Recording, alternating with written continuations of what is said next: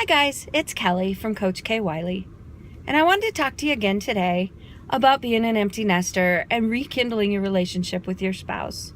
When you're no longer focused on the children, it's time to focus on each other.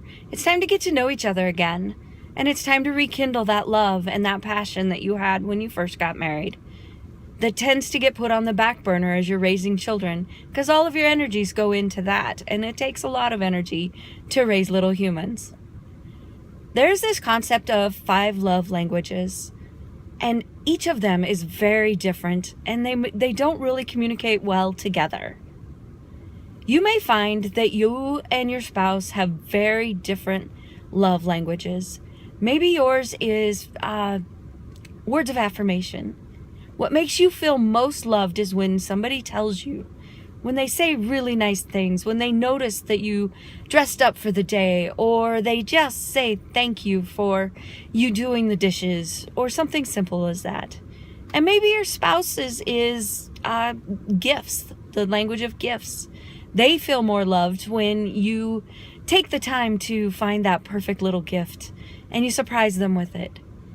If you aren't speaking the same languages, you may not be communicating very well.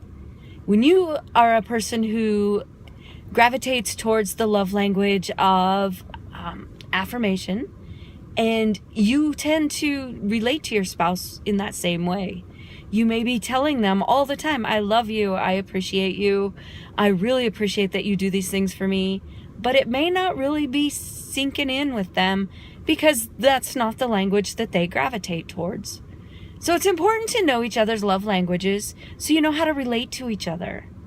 Check out my blog, the link below, and we'll talk more about the love languages and how you can get access to the quiz so that you can both find out which one is dominant for you.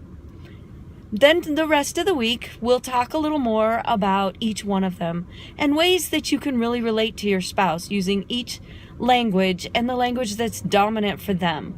I bet it's going to help your relationship a lot. I look forward to talking to you again. Again, this is Kelly with Coach K Wiley, and I really appreciate you spending a few minutes with me.